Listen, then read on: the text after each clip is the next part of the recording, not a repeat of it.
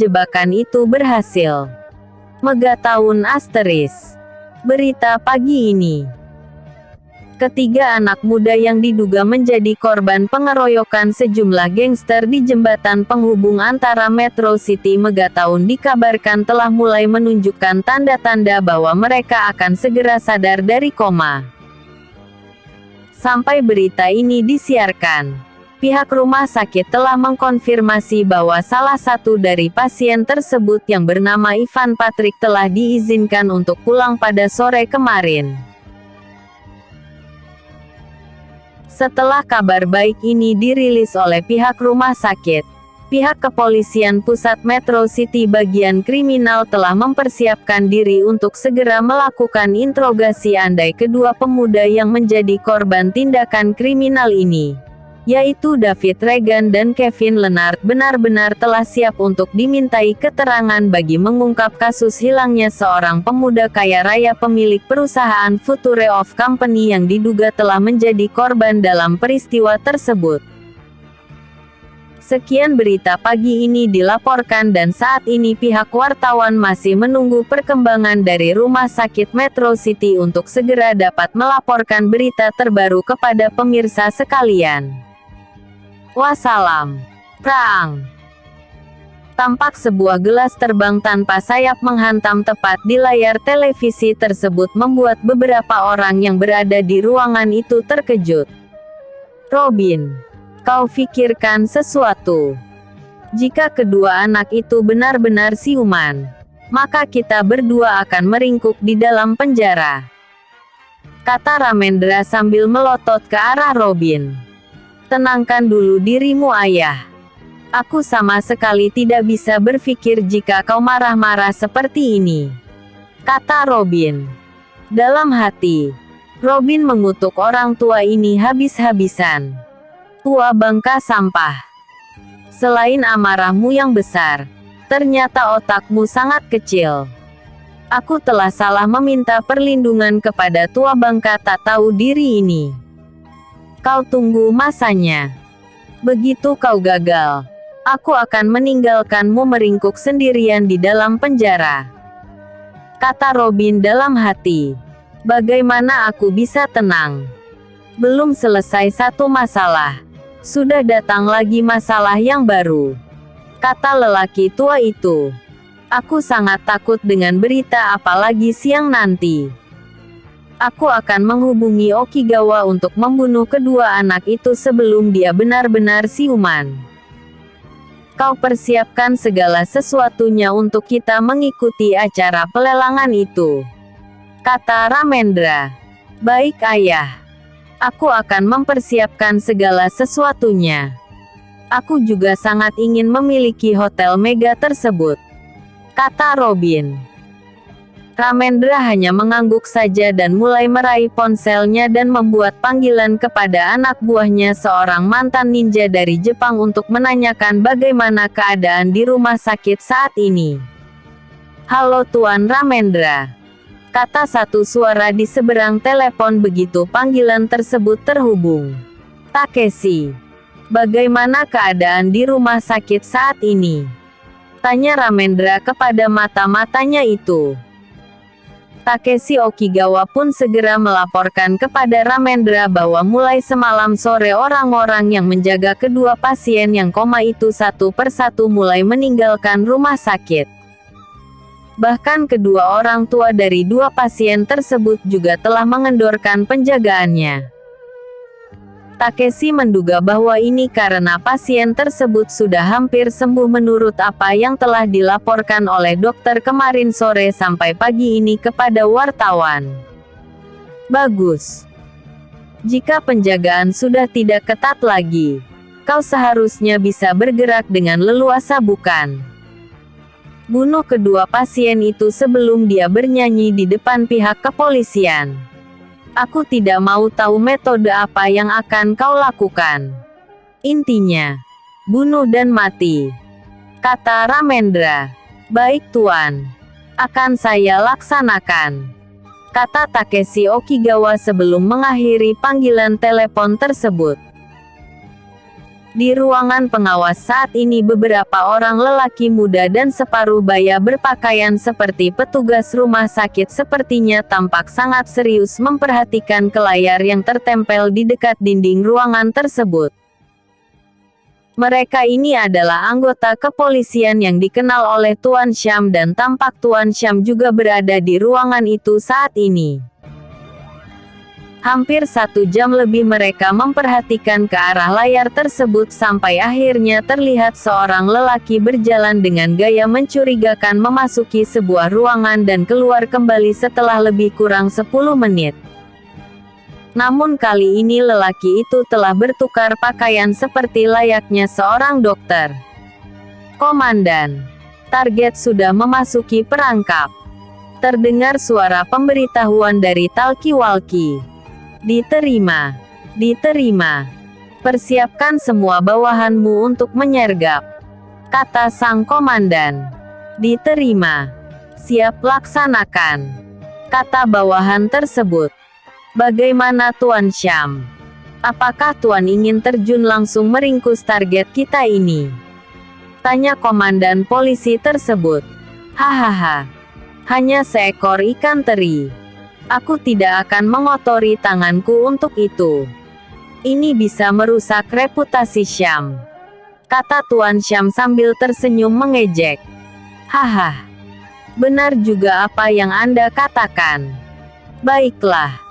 Aku akan menunggu bagaimana mereka akan mengatasi ini," kata komandan tersebut sambil mengalihkan perhatian ke rekaman video CCTV yang terfokus pada ruangan di mana Arslan dan Riko sedang terbaring.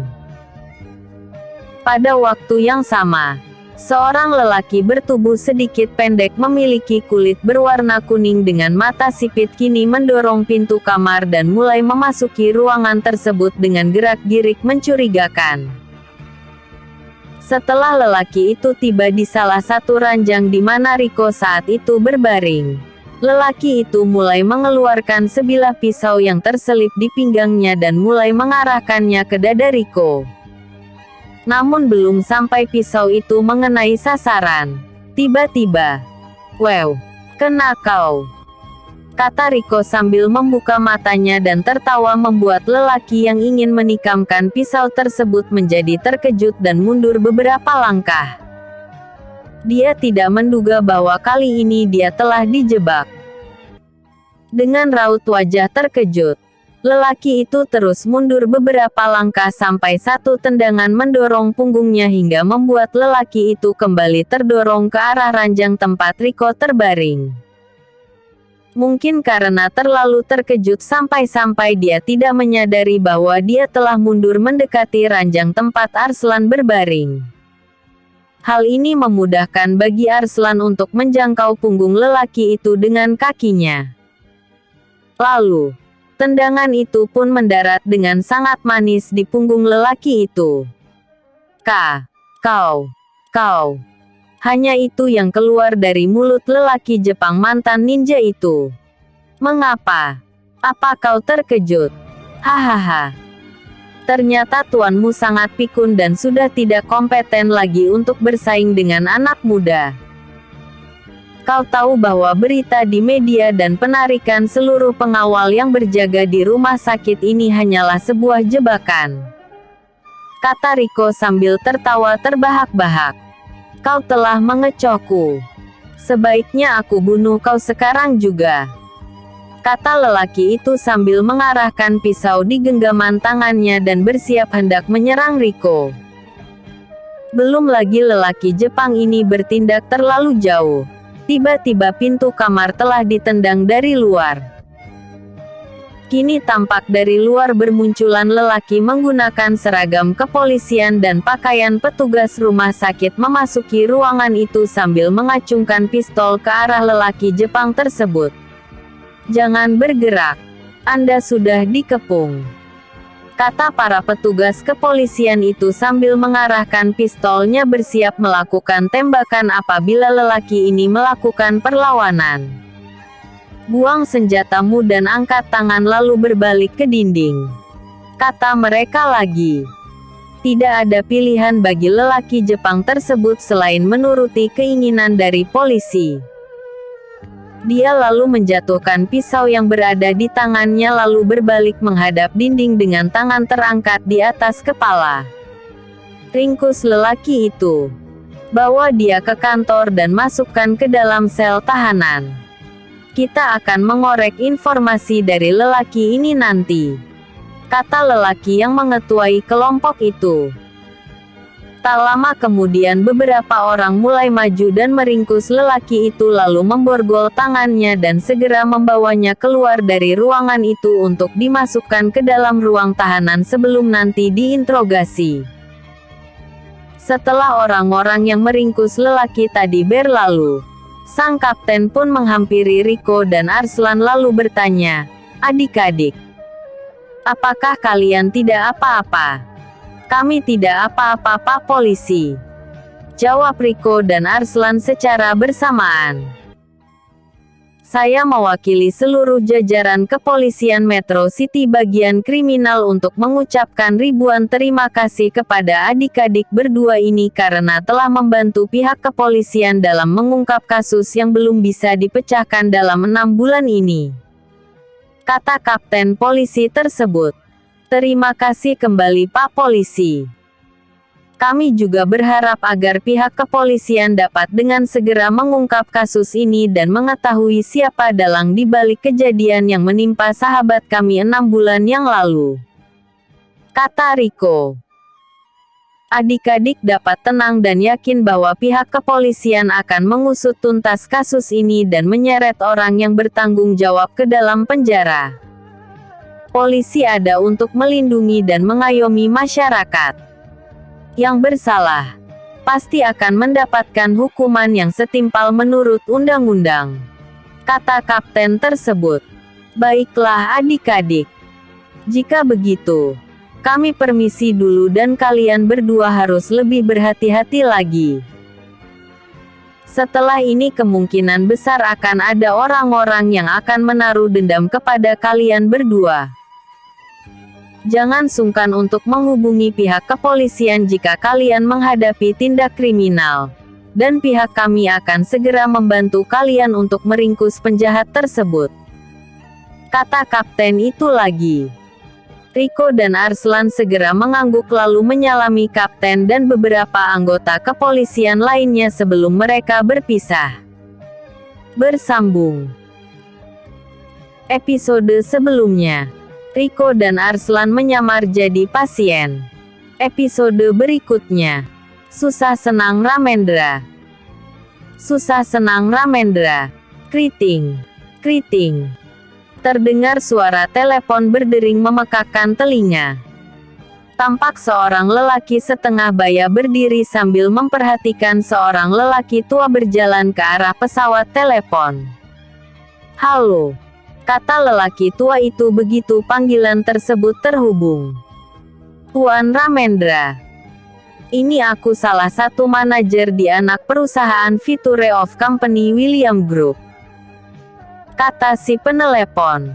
"Oh itu Anda. Ada apa Pak Manajer? Sepertinya ada hal penting yang ingin Anda sampaikan kepada saya," tanya lelaki tua yang ternyata adalah Ramendra itu. "Tuan, orang suruhan yang Anda kirim untuk membunuh David dan Kevin telah dijebak oleh Tuan Syam, dan saat ini sedang ditahan di kantor polisi pusat Metro City," kata sang manajer memberitahu. "Apa?" Hanya itu yang keluar dari mulut Ramendra begitu mendengar kabar itu. Sambil mengurut dada yang mendadak sesak, dia pun bertanya kepada sang manajer. "Pak Manajer, bagaimana itu bisa terjadi?" "Itulah yang saya sesalkan Tuan. Mengapa Anda gagal membunuh Ryan, Daniel dan Riko bersama seorang lagi ketika aku dengan sangat berani telah berkhianat kepada tuanku hanya karena aku menginginkan proyek bangkrut milik Robin itu," kata sang manajer. "Anda tahu, Tuan, akibat kegagalan itulah mereka berhasil mengatur rencana Mereka telah memindahkan anak Ragnar dan anak Lennart ke tempat lain dan menukarnya dengan Rico dan Arslan. Mereka telah merencanakan ini dengan sangat rapi. Bahkan aku sendiri pun tidak diberitahu perihal rencana ini. Kata manajer pembelot itu lagi. 3 ekor anak monyet ini. Mengapa selalu saja menjadi penghalang terbesarku? Kata Ramendra sambil mengepalkan tinjunya. Baiklah Pak Manajer. Terima kasih karena Anda telah memberitahukan kepadaku tentang berita ini. Aku akan mengurus masalah ini setelah acara pelelangan itu nanti. Sampai bertemu di gedung Dewan Megatahun nanti. Kata Ramendra. Sama-sama Tuan Ramendra. Aku harap Anda menepati janji Anda untuk tidak ikut dalam pelelangan proyek bangkrut itu. Aku berencana akan berinvestasi dan membuat perusahaan patungan bersama dengan Ragnar sambil mengorek sedikit demi sedikit kekayaan Future of Company. Kata sang manajer itu. Anda tidak perlu khawatir tentang itu Pak Manajer. Aku akan memegang janjiku. Kata Ramendra lalu mengakhiri panggilan tersebut. Apa yang dikatakan oleh orang itu? Ayah? Tanya Robin. Okigawa telah tertangkap. Saat ini dia sedang ditahan oleh polisi bagian kriminal. Kata Ramendra. Hah? Apa? Sudah. Itu urusan nanti. Kau keluarlah dulu. Aku ingin menghubungi Ferdi adik iparmu di Hong Kong. Kata Ramendra. Baik ayah. Kata Robin lalu segera berbalik dan meninggalkan orang tua itu. Begitu lelaki tua itu tinggal sendirian. Dia pun lalu menelepon putranya yang berada di Hong Kong untuk membincangkan sesuatu. Halo ayah. Kata satu suara di seberang telepon. Ferdi. Bagaimana kabarmu? Kabarku baik ayah. Bagaimana dengan kabar ayah? Tanya sang anak. Kurang baik. Ferdi. Kau segera kembali ke Megatahun. Aku sangat memerlukan bantuanmu. Ini karena aku saat ini mendapatkan musuh yang sangat kuat sekali. Kata Ramendra. Musuh? Siapa maksud ayah? Apakah itu dari keluarga Walker? Lelaki busuk William atau tua bangka Leon Smith? Tanya Ferdi. Tidak. Bukan mereka. Tapi cucu mereka. Anak Wilson dan Elena. Anak Wilson dan Elena. Apakah dia masih hidup? Tanya Ferdi. Ceritanya sangat panjang. Anak itu hanya menghilang. Dia kembali setelah 22 tahun dan menjadi pewaris tunggal dari perusahaan Smith dan William Group. Aku berhasil mencelakai anak itu dan membuangnya ke bawah jembatan. Lalu Ramendra menceritakan semuanya kepada anaknya. Lalu apalagi yang ayah khawatirkan? Bukankah dia telah ayah bunuh? Kata Ferdi dengan heran. Belum tahu apakah dia mati atau masih hidup. Tapi yang jelas adalah, perusahaan miliknya masih tetap berdiri dengan gagah bahkan mengalahkan seluruh perusahaan yang ada di negara ini. Kata Ramendra. Hebat. Orangnya telah menghilang. Namun perusahaan miliknya masih tetap berdiri. Benar-benar layak untuk dipuji. Aku meneleponmu bukan untuk mendengar kata pujian omong kosong setan alasmu itu Ferdi. Yang aku inginkan adalah kau kembali ke Megatahun dan membantuku. Ini karena kakak iparmu Robin yang tolol itu ternyata tidak bisa diharapkan. Kata Ramendra sengit. Maafkan aku ayah. Tapi aku tidak bisa kembali secepat ini. Saat ini aku sedang sibuk dengan bisnis judi dan pelacuran yang aku jalankan. Kata Ferdi. Kau bisa memindahkan seluruh asetmu dan menjual seluruh propertimu di sana dan kembali ke negara ini. Jika kau tidak kembali, maka kemungkinan besar adalah kau akan bertemu dengan kuburanku saja. Ini karena setiap hari aku harus mengalami serangan jantung ketika semua rencanaku selalu mentah di tengah jalan oleh sahabat-sahabat anak mendiang Wilson ini. Kata Ramendra. Aku pasti akan menuruti keinginan ayah. Tapi tentunya tidak bisa secepat membalikkan telapak tangan. Aku butuh menjual dulu seluruh properti milikku di Hong Kong dan memindahkan asetku ke Megaton. Ini paling tidak memakan waktu sekitar 10 hari bahkan lebih. Kata Ferdi. Baiklah. Aku akan mengikuti pelelangan Hotel Mega di Gedung Dewan Megaton. Rencananya apabila aku memenangkan pelelangan itu, Hotel Mega itu bisa kau jadikan sebagai pusat bisnismu dan kau bisa menjalankan bisnis prostitusimu di hotel tersebut bersama dengan Robin. Kata Ramendra. Wah, itu ide yang sangat bagus ayah. Aku sangat senang sekali mendengarnya. Baiklah, aku akan segera melelang semua milikku di Hong Kong dan akan kembali dalam 10 hari ke Megaton. Ayah harus memastikan bahwa Hotel Mega itu berhasil ayah menangkan. Kata Ferdi dengan sangat antusias dan bersemangat. Kau tidak perlu khawatir. Apakah kau sudah meragukan kemampuan ayahmu ini dalam hal-hal semacam ini? Tanya Ramendra. Tidak ayah. Sama sekali tidak. Aku yakin bahwa ayahku yang hebat ini akan berhasil mengalahkan semua pesaing yang ada. Kata Ferdi mulai menjilat. Sudahlah.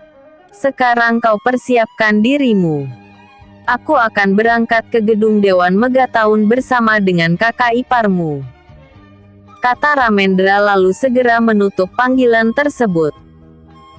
Ramendra kini mulai tersenyum-senyum sendiri membayangkan berapa keuntungan yang akan dia dapatkan apabila dia berhasil memenangkan pelelangan ini. Tentu itu akan menjadi ladang uang baginya. Karena Ferdi dan Robin akan bekerja sama menjalankan bisnis kasino, pelacuran dan obat-obatan terlarang di sana nanti. Benar-benar bisnis yang sangat menggiurkan.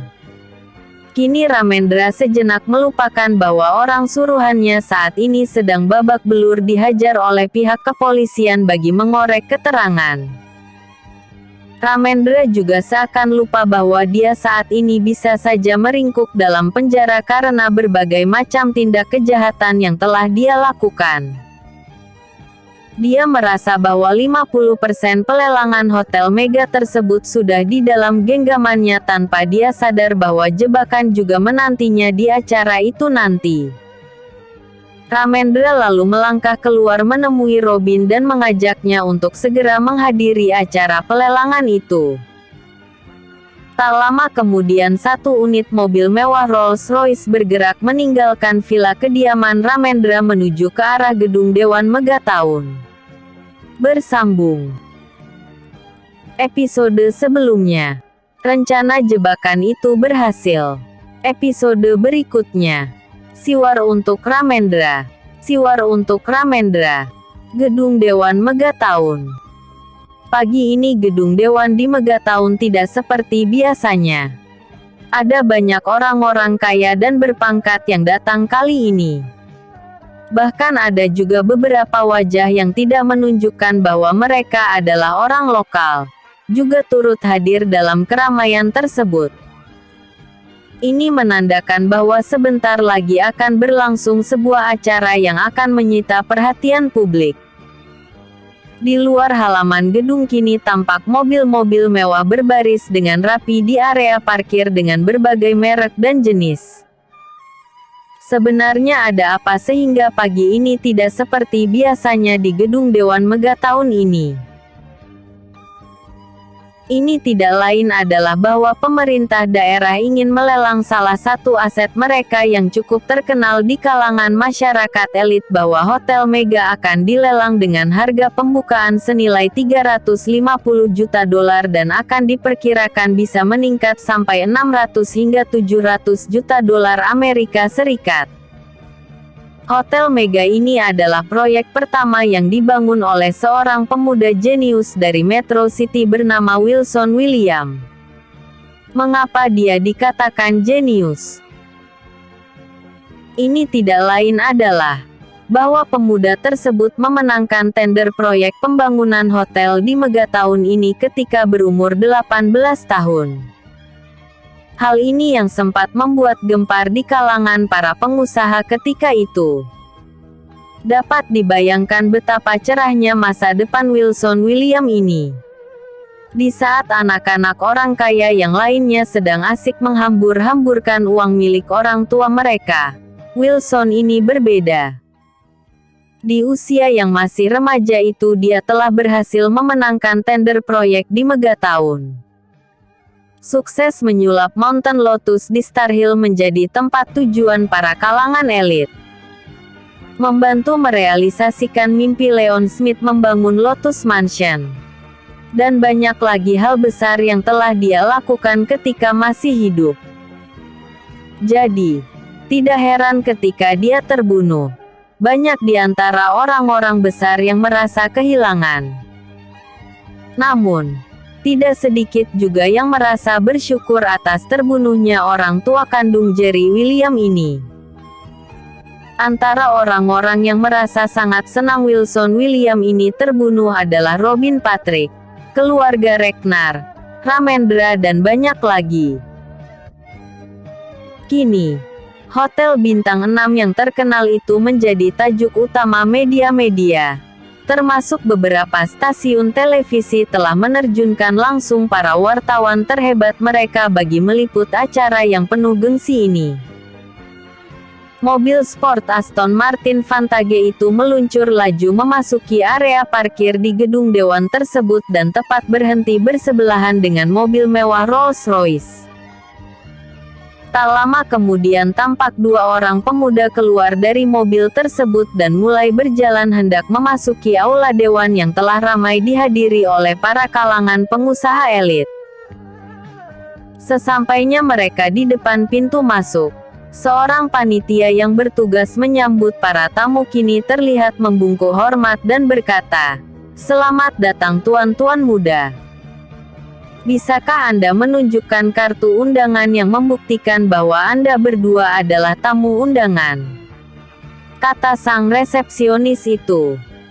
Salah satu dari kedua pemuda itu mengangguk dengan senyum ramah lalu menunjukkan kartu undangan VIP berwarna emas kepada resepsionis tersebut. "Bisakah Anda menunggu sebentar tuan muda?" kata resepsionis tersebut. "Silahkan," kata salah satu dari pemuda itu mempersilahkan. Setelah memeriksa keaslian kartu undangan tersebut, sang resepsionis pun mempersilahkan kedua pemuda itu memasuki aula gedung dewan tersebut dengan sangat hormat. Ketika kedua pemuda itu baru beberapa langkah memasuki aula tersebut, terdengar satu suara menyindir dengan bahasa yang sangat kasar. "Lihatlah dua ekor beruk itu. Kemana seekor beruk yang lainnya?" "Hahaha," kata satu suara membuat kedua pemuda itu segera berpaling ke arah datangnya suara. "Oh, ternyata Tuan Besar Gorilla dan Tuan Kecil Gorilla juga telah mendahului kami," kata salah seorang dari pemuda itu dengan senyum menghina. "Sudahlah Daniel. Kita jangan melayani induk gorila. Nanti kita jadi ikut-ikutan menjadi gorila pula," kata seorang pemuda lainnya sambil menegur sahabatnya yang bernama Daniel itu. "Ah, kau ini Ryan. Bagaimana mungkin beruk bisa menjadi gorila?" "Yang benar saja," kata pemuda bernama Daniel itu kepada sahabatnya yang bernama Ryan. "Kau harus sopan kepada orang yang lebih tua darimu Daniel," kata Ryan berpura-pura menegur. "Orang tua seperti ini tidak perlu diperkalukan dengan sopan. Yang tua harus menyayangi yang muda. Maka yang muda pasti akan menghormati yang tua. Bapak dan anak gorila ini apa pantas untuk dihormati?" tanya Daniel sambil mencibir. "Kurang ajar. Apa kalian sudah bosan hidup kata lelaki tua itu sambil mengepalkan tinjunya. Oh, aku sangat ketakutan sekali dengan Anda Tuan Ramendra. Karena tangan Anda telah banyak berlumuran darah. Apakah kau juga akan membuang bangkaiku ke bawah jembatan? Tanya Daniel dengan berpura-pura mundur ke pojok ruangan seperti orang ketakutan. Sudahlah ayah. Jangan urusi kedua pemuda itu. Kata seorang lelaki setengah baya berusaha melerai. Benar kata Anda itu Tuan Robin. Ups. Saya salah. Maafkan saya. Maksud saya Tuan Robson Ramendra. Saya sedikit bingung. Bagaimana Robson Ramendra bisa menikah dengan Putri Ramendra? Apakah kalian menikah sedarah? Tanya Daniel lagi sambil memancing kemarahan kedua orang itu. Aku bersumpah jika bukan di sini tempatnya. Aku pastikan bahwa aku sudah memotong lidahmu itu. Kata Robin sambil menunjuk ke arah Daniel. Anda mengintimidasi saya Tuan Robson. Apakah boleh saya berteriak kepada semua orang yang berada di sini bahwa Tuan Ramendra dan Robson Ramendra telah menindas dua anak muda utusan dari Future of Company? Tanya Daniel memberi ancaman. Tuan Ramendra, kedatangan kami kemari adalah untuk bertarung melawan Anda dalam pelelangan yang akan berlangsung tidak akan lama lagi. Sejujurnya bahwa kami tidak ada waktu untuk melayani segala macam omong kosong dengan Anda berdua. Kata Ryan. Benar sekali. Dengan uang 500 juta dari Anda, aku akan mengikuti lelang tersebut. Kata Daniel sengaja mengungkit kisah 500 juta uang Ramendra yang telah dia tipu. 500 juta katamu. Nak. Segeralah pulang dan pakai popokmu dengan benar. Untuk acara pelelangan ini, aku bahkan telah menyiapkan lebih dari 500 juta. Kata Ramendra dengan pongahnya. Kenal lagi kau orang tua. Kata Daniel dalam hati. Kita lihat saja nanti apakah Anda layak dikatakan sebagai orang yang paling kaya di Mega tahun ini atau itu hanya sebuah pepesan kosong belaka. Kata Daniel lalu menambahkan, untuk memenangkan pelelangan ini, Tuan Besar Smith dan Tuan Besar William telah memberikan kepada kami kepercayaan yang besar untuk menghabiskan berapapun uang yang kami ingin habiskan. Ini karena Hotel Mega ini adalah hotel yang dibangun oleh anak dan menantu mereka. Sudah pasti hotel ini memiliki ikatan emosional di hati mereka. Kata Daniel lagi. Daniel tahu di mana letak kelemahan Ramendra ini. Oleh karena itu dia terus-terusan memberikan siwar kepada Ramendra. Dan untuk saat ini, semuanya berjalan dengan sangat baik. Baru saja Ramendra akan berbicara. Tiba-tiba seseorang menegurnya dari belakang. Tuan Ramendra. Tuan Robson. Apakah kalian telah lama sampai? Tanya suara itu. Oh, itu adalah Anda Tuan Rikat. Kami juga baru sampai. Kata Robin.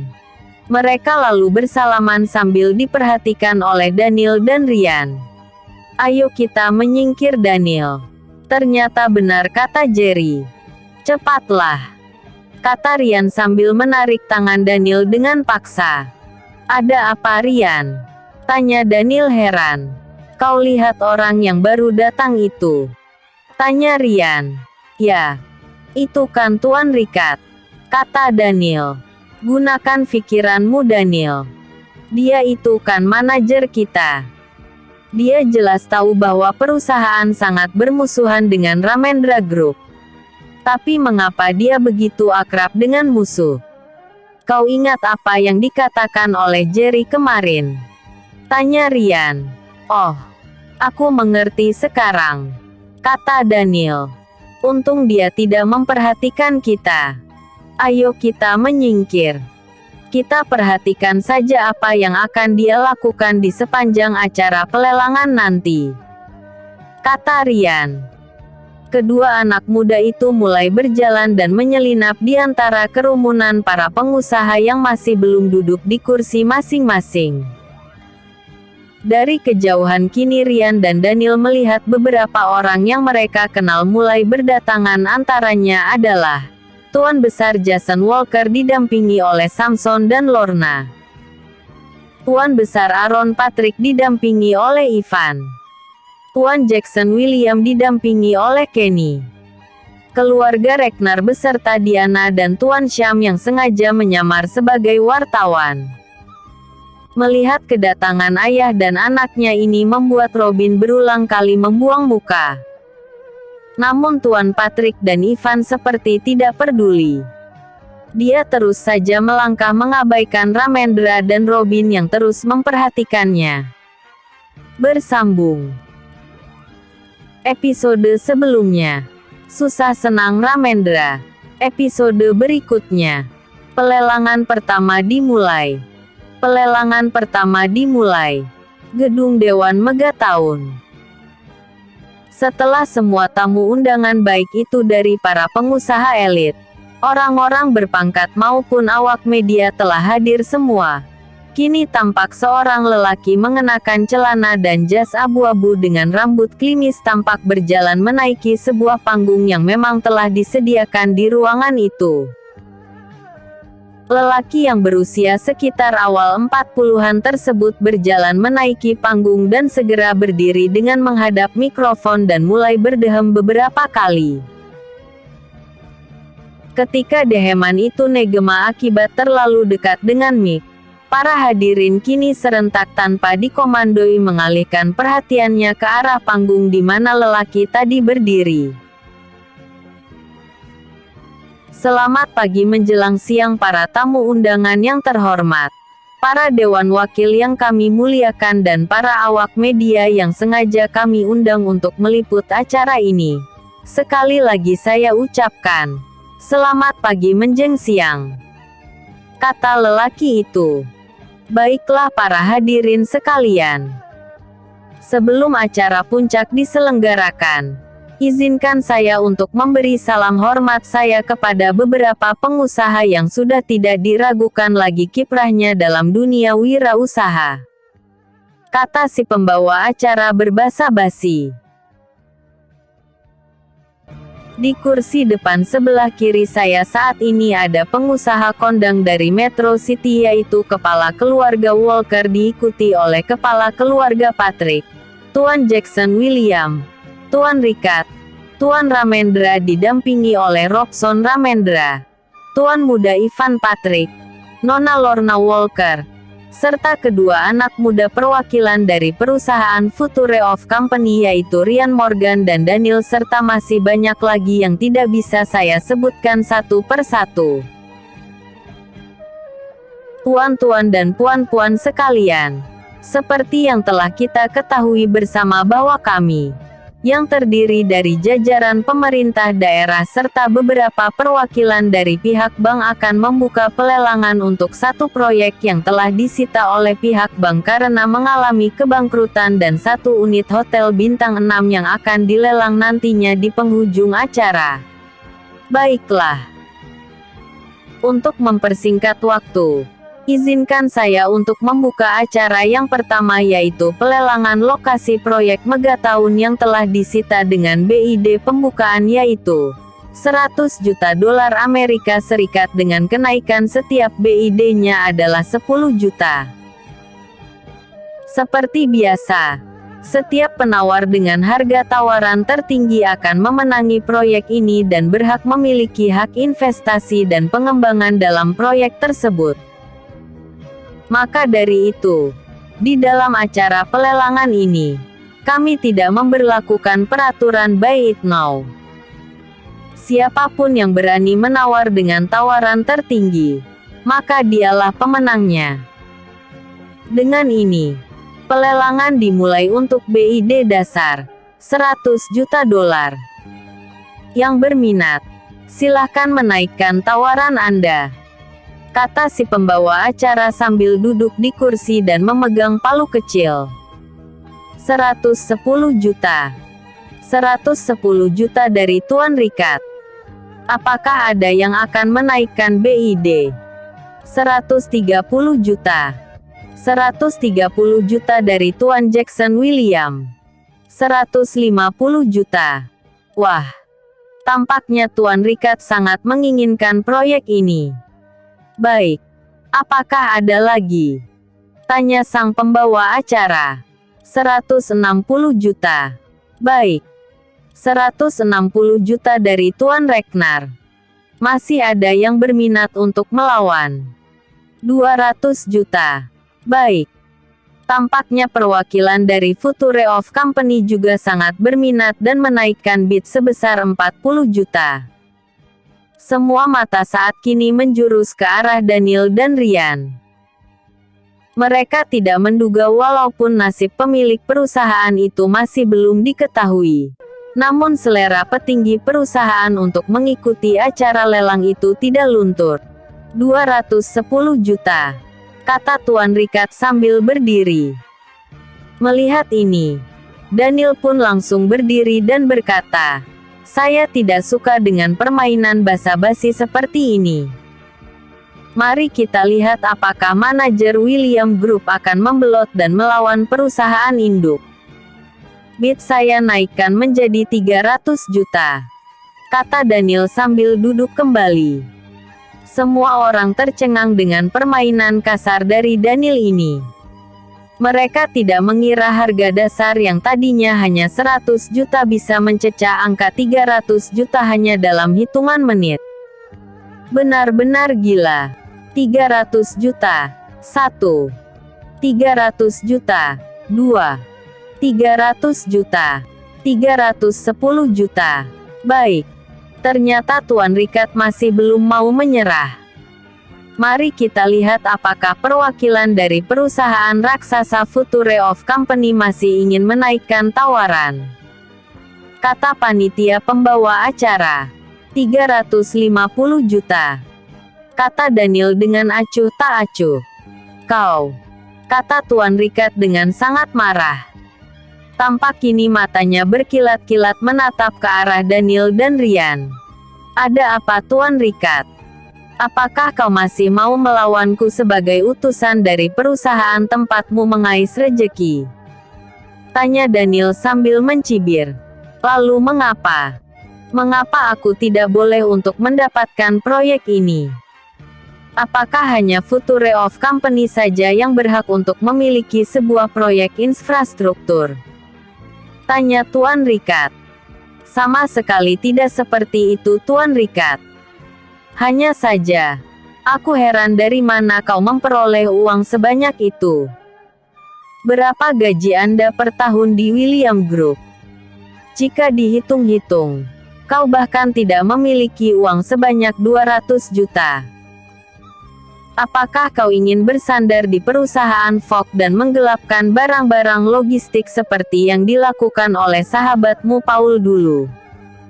Tanya Daniel dengan senyum menghina. Kau, di sini bukan tempat untuk beramah tamah.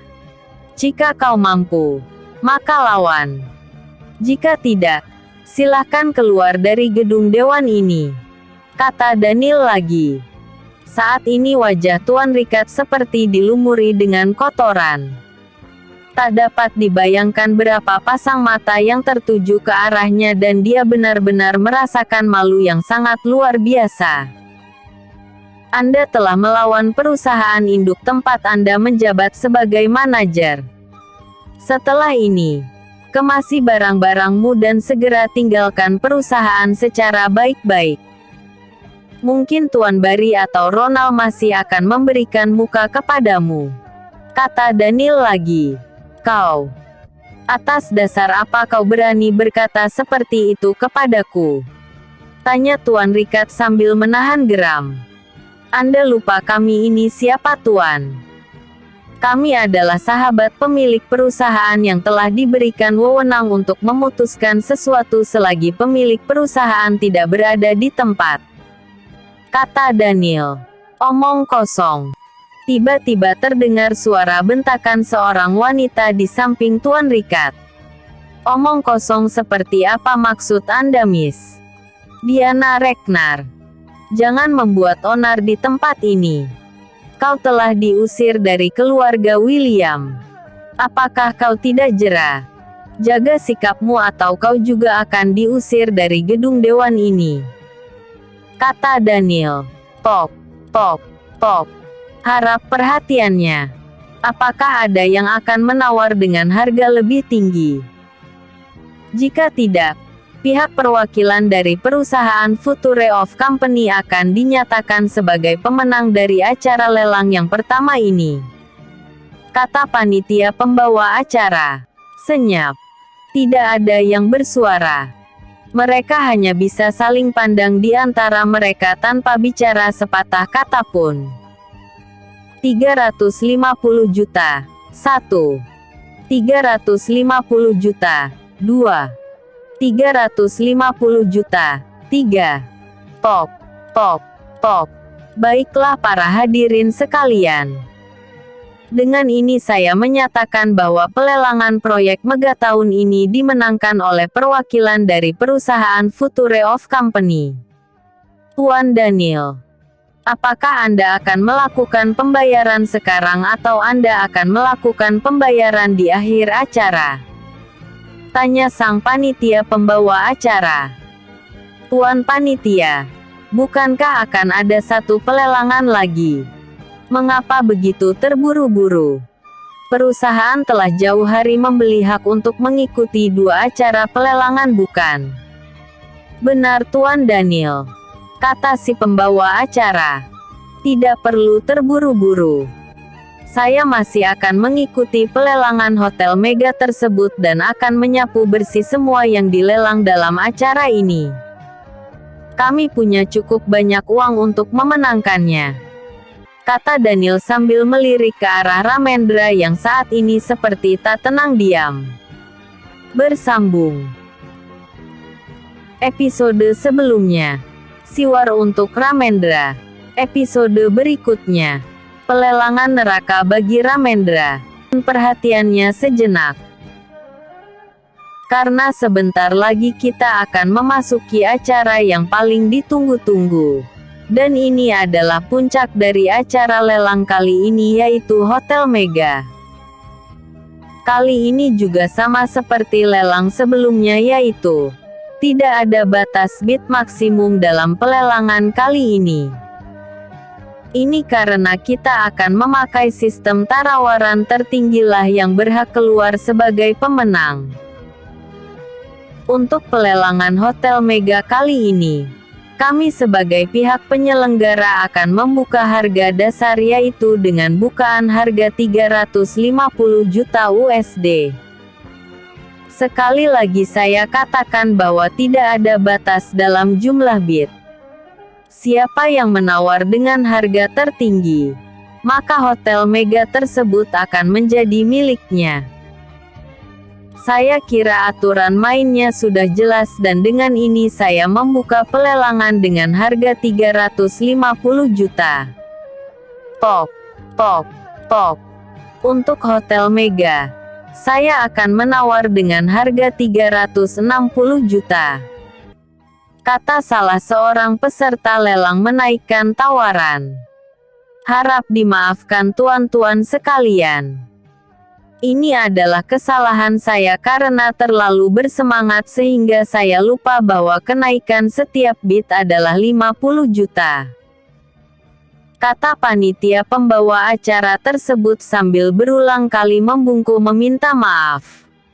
Baiklah tuan pembawa acara. Saya akan menawar dengan harga 400 juta. Kata peserta itu lagi. 450 juta. Kata Tuan Patrick menaikkan tawaran. Baik. 450 juta adalah tawaran yang paling tinggi saat ini. Kata pembawa acara. 500 juta. Kata Tuan Walker tak mau kalah. Hahaha. Kau bocah cengeng. Ternyata kau berminat juga dengan hotel yang dilelang ini. Kata Tuan Patrick. Bocah bandel. Aku juga memiliki selera yang tinggi, kata Tuan Walker sambil tersenyum. Baik, 500 juta adalah tawaran tertinggi. Apakah ada lagi yang ingin menaikkan bid? Hotel ini adalah hasil karya dan kerja keras dari mendiang kakakku. 600 juta, kata Jackson William menaikkan tawaran. 600 juta adalah penawaran yang paling tinggi saat ini. Mari kita lihat apakah 600 juta adalah harga akhir dari hotel ini, kata pembawa acara. 600 juta. 1. 600 juta. 2. 700 juta. Tampak Ramendra kini menaikkan bid 100 juta dan memimpin dalam pelelangan dengan tawaran yang paling tinggi saat ini. Wah, Tuan Ramendra ternyata berminat juga dengan hotel mega ini. Baik, apakah ada lagi yang bisa melampaui 700 juta dari Tuan Ramendra ini? Kata pembawa acara sambil memanas-manasi para peserta yang lain dalam acara pelelangan tersebut.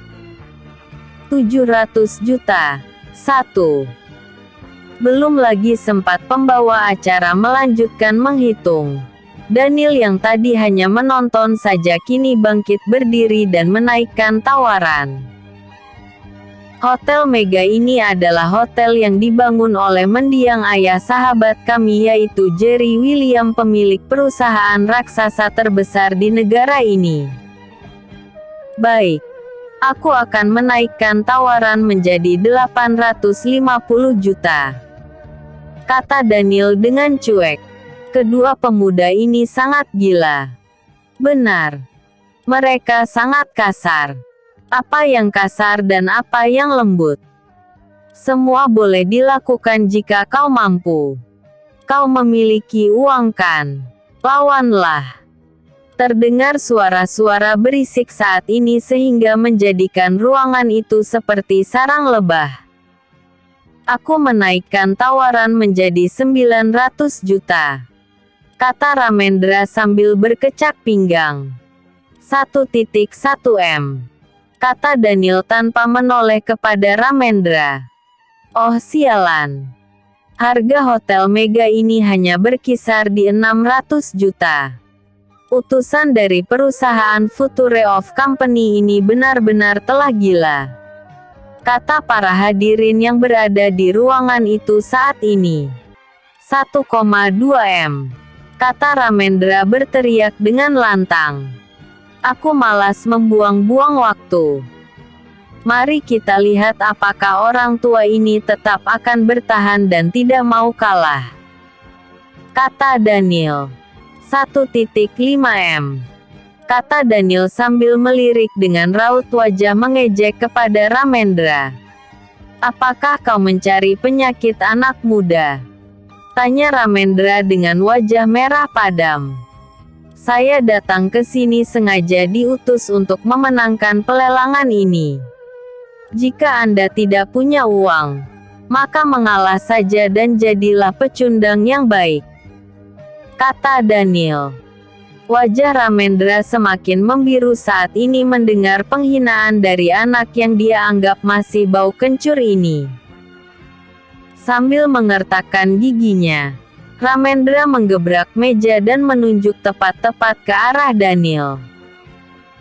Kalian berdua, sebanyak apa uang yang Anda miliki sehingga kalian berdua sangat berani melawan Ramendra? Tanya Ramendra dengan gusar. Mengapa? Apakah kau meragukan kemampuan finansial yang dimiliki oleh perusahaan Future of Company? Tanya Daniel sambil mendecakkan lidahnya sambil geleng-geleng kepala. Ramendra sangat jijik dengan tingkah tengil Daniel ini dan berteriak. Tuan pembawa acara, aku khawatir bahwa kedua anak bau kencing ini akan lari setelah memenangkan lelang, kata Ramendra. Ramendra lalu melanjutkan. Tuan pembawa acara, Mengapa Anda tidak mencoba untuk memastikan apakah orang ini memiliki cukup uang atau hanya mencari mati saja di gedung dewan ini? Harap tenang semua. Acara ini diselenggarakan karena pihak kami ingin melelang aset daerah. Kami tidak membuka gelanggang tarung. Jika kalian terus seperti ini, maka acara ini tidak akan selesai sampai besok, kata panitia pembawa acara. Maaf Tuan pembawa acara. Aku hanya ingin memastikan apakah mereka berdua ini benar-benar memiliki cukup uang untuk mengikuti pelelangan yang gila ini. Ya benar. Mengapa tidak dibuktikan saja? Dia telah memenangkan proyek bangkrut itu. Saatnya untuk membuktikan apakah dia memiliki uang atau tidak dengan cara membayar proyek yang dia menangkan itu. Ayo tunjukkan. Jika tidak maka kau akan kami lempar di jalanan. Kini tempat itu menjadi riuh rendah karena beberapa orang di tempat itu mendukung gagasan Ramendra untuk memaksa Daniel dan Rian agar membuktikan bahwa mereka pemilik uang. Baiklah.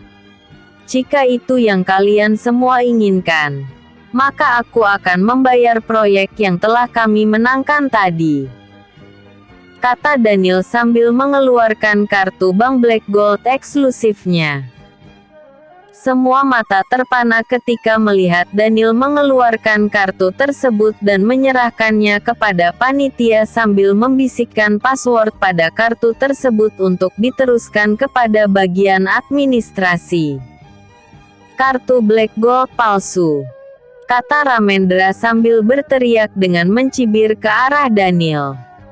Sepertinya Anda belum bisa move on dari kartu bank palsu tersebut, Tuan Ramendra. Apakah kau akan memberikan kepadaku sekali lagi kartu bank palsu?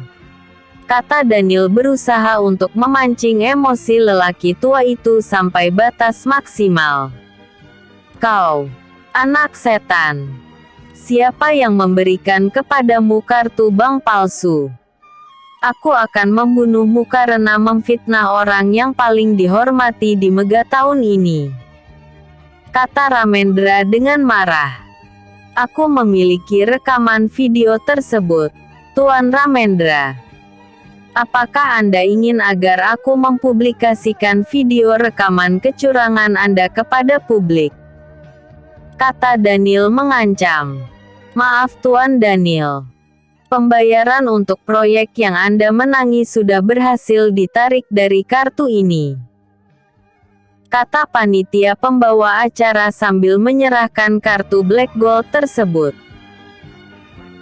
Mendengar panitia pembawa acara itu menyebutkan bahwa pembayaran telah berhasil dilakukan, maka yang tadi bersuara sumbang dan meragukan kedua anak muda itu hanya bisa menjilat ludahnya sendiri dan tanpa tahu malu mulai memuji kedua pemuda itu membuat Tuan Ramendra setengah mati menahan jengkel.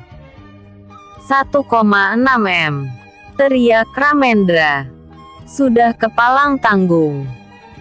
Mati lebih baik baginya daripada harus kalah di hadapan banyak orang kepada pemuda bau kencur. Aku ingin tahu apakah Tuan Ramendra yang konon katanya adalah orang yang paling kaya dan terhormat di Megaton ini benar adanya atau hanya isapan jempol saja, kata Daniel lalu berteriak. 1,9 M. Kau, ayah sudahlah. Relakan saja hotel itu. Kita bisa membeli hotel yang lain, kata Robin meredakan kemarahan lelaki tua itu. Ini karena jika dia menaikkan tawaran lagi menjadi 2 M, maka uang tersebut sudah bisa mereka gunakan untuk membeli 3 unit hotel seperti Hotel Mega tersebut. Diam kau Robin, bentak Ramendra. Anda benar Tuan Robson. Sebaiknya bawa ayah Anda kembali. Ini bukan tempat yang layak untuknya, kata Daniel memanas-manasi. Kau kunyuk kurang ajar. Siapa bilang aku akan kalah? Baiklah. Aku akan menaikkan tawaran menjadi 2 M. Kata Ramendra dengan tubuh menggigil menahan kemarahan. Bagaimana Rian? Tanya Daniel sambil berbisik meminta pendapat. Aku rasa sudah cukup. Uang lelaki tua itu mungkin masih ada. Tapi dengan perusahaan yang menanggung beban gaji yang tinggi serta pinjaman di bank, sudah dipastikan bahwa dia akan segera bangkrut. Kata Rian. Apakah kau sudah melakukan riset tentang seberapa nilai pasar perusahaan yang dimiliki oleh Ramendra ini? Tanya Daniel. Sudah. Nilai pasar perusahaannya tidak sampai 4 miliar USD. Jika nilai pasar perusahaan sekitar 4 miliar USD, maka bisa dipastikan bahwa dia hanya memiliki uang cadangan sebesar 1 miliar atau paling lebih 1,5 M saja. Dengan begini dia akan menjual beberapa asetnya untuk menutupi lubang besar yang diakibatkan oleh acara lelang ini. Kata Rian menjelaskan. Mampus dia. Tak lama lagi dia pasti akan dinyatakan bangkrut. Kata Daniel sambil berdiri. Wah hebat. Saya sangat salut dengan Anda Tuan Ramendra yang terhormat. Baiklah. Baiklah. Saya mengaku kalah dan selamat karena Anda telah memenangi pertarungan ini.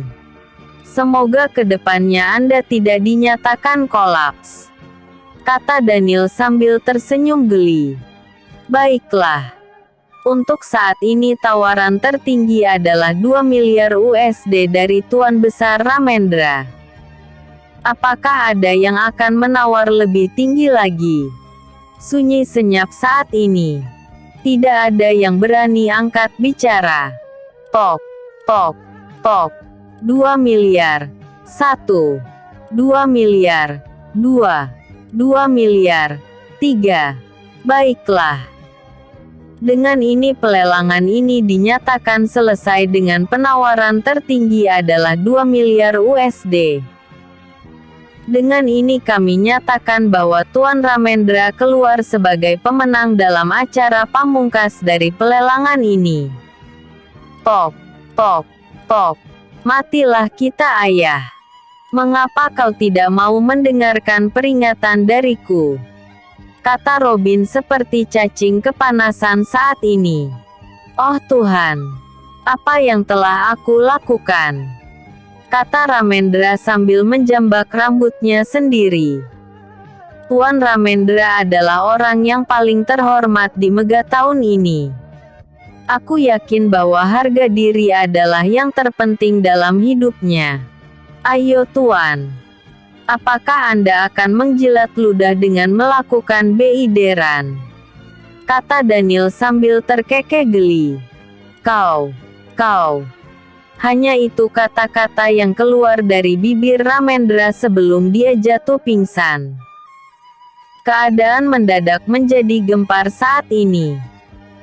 Robin yang mulai ketakutan mulai melirik ke kiri dan ke kanan mencari peluang kalau dia memiliki kesempatan untuk melarikan diri. Baginya adalah cepat kabur dari tempat itu. Bagaimanapun dia tidak ikut-ikutan dalam acara pelelangan itu. Kehadirannya hanya menjadi pendamping saja bagi Ramendra. Ketika keadaan menjadi kalang kabut, Robin segera menyelinap di antara kerumunan orang ramai dan segera lari meninggalkan aula gedung dewan tersebut dan berlari ke arah area parkir. Memasuki mobil lalu tancap gas meninggalkan lokasi acara pelelangan tersebut mencari selamat. Bersambung. Episode sebelumnya. Pelelangan pertama dimulai. Episode berikutnya. Ricard mengejar mobil Rian dan Daniel.